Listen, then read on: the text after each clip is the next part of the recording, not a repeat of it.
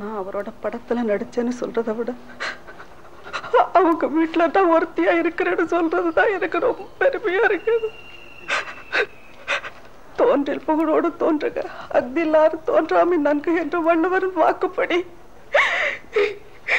எல்லாருக்கும் பெரிய தலைவராயிருந்து ஒவ்வொருத்தோட உள்ளத்திலையும் நிறைஞ்சிருக்கிற எக்கா சேச்சாவை நான் எப்படி மறப்பேன்? நானு யாராலையும் மறக்க முடியாது. அவர் எல்லாரும் மனசுலயும் கடவுளாதான் இருக்கிறாரு.